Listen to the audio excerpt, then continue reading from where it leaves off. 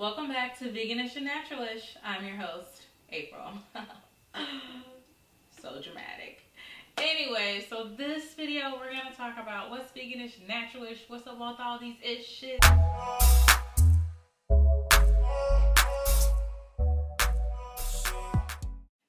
So, I never thought I was gonna be vegan. Ever.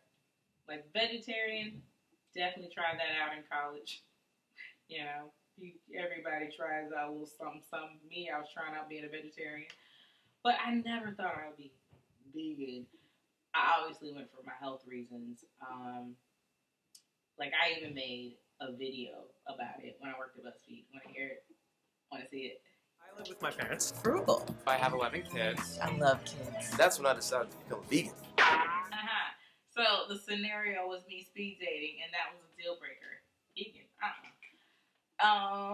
But you know what's crazy? So I went vegan in 2018, right? For my health and stuff. And I was like hardcore, overboard vegan. Like I was one of those people ready to tell everybody the good news. I was like the Jehovah Witness of vegan. Let me tell you the good news about these plants.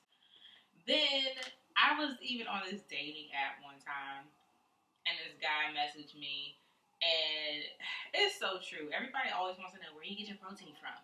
Like Ellen said, why do you care? If you saw her comedy special, it's true. You always get that question. But what do? I'm like, oh my God, he wants to know about veganism. I sent him links, videos. I'm like, oh my God, and then your skin looks so radiant, you're going to be glowing once you go vegan. I never heard back from him.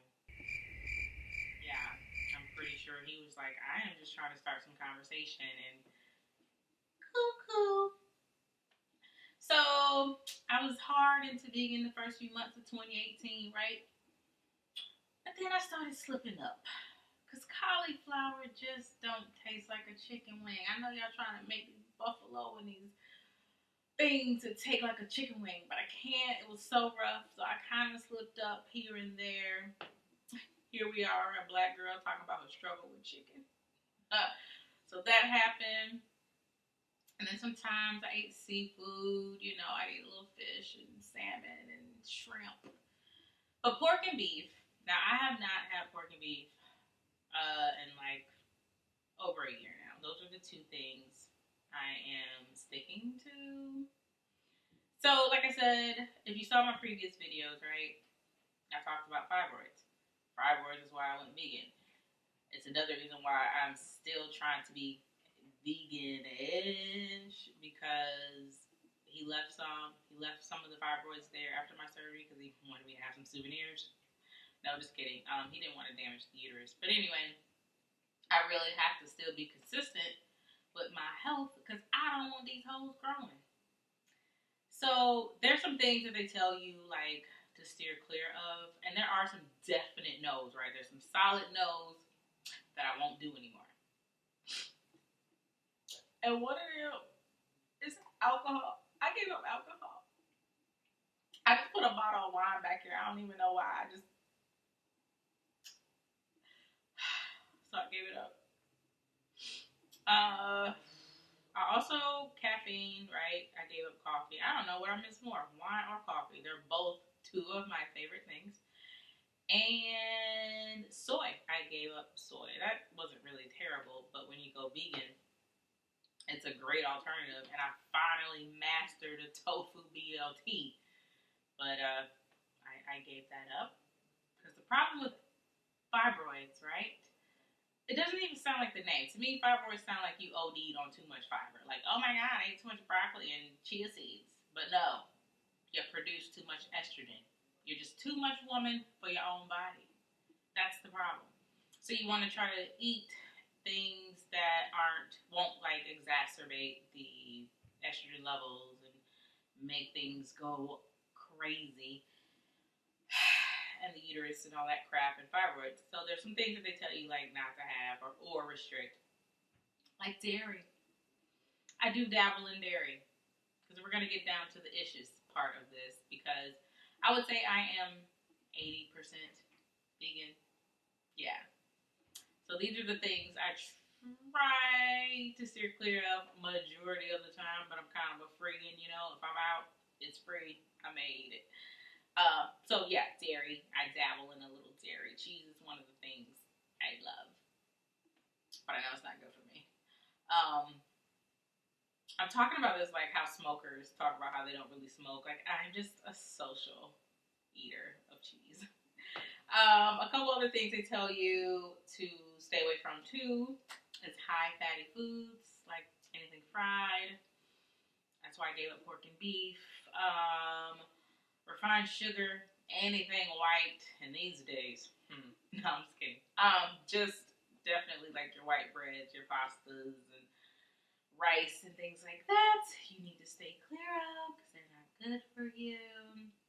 So my plan is ultimately by 2020 go from being this 80% veganish to being natural, 100% vegan. I'm gonna do it. I'm gonna do it.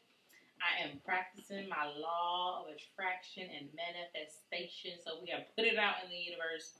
I'm gonna be vegan in like 10 and a half months. Okay, we're giving up all these things I am slipping up on.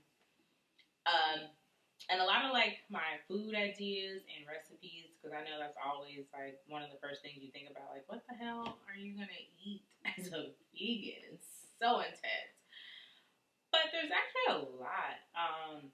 I get a lot of recipes online. I get a lot of recipes. When I first started out, I watched tons of what I eat in a day as a vegan. And that helped. I'm a pretty good cook, so I was making everything taste delicious and trying everything in the recipes that I saw, so that worked.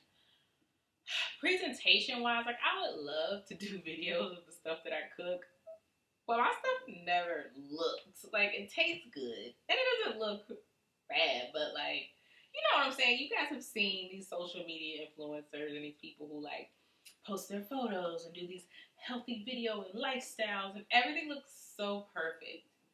But when it comes to me, it's like, here it is. Here's E forever.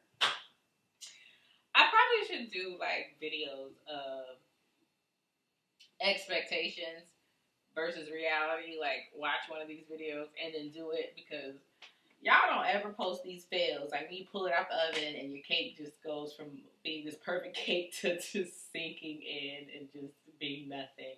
I can be y'all wing woman of YouTube, because when it comes to these like the lifestyle videos, even with the hair, the makeup, and all these tutorials, I feel like I'm good. Like to me, this is me. I can make the final product. The final product looks great. Like it will come out looking or tasting, if I try something. But it's that lead up. If you saw the chaos and the tornado that goes down, like, I'm not a huge mess in the kitchen, but it's like, I'm not the neatest when I'm cooking. Or if I'm trying some kind of hair tutorial, I don't know how many F-bombs are dropped before I'm like, oh my God, this twist out ain't right.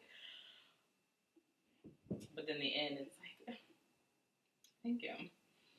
Or if I post a food picture, I'm like, ooh, portrait mode, snap.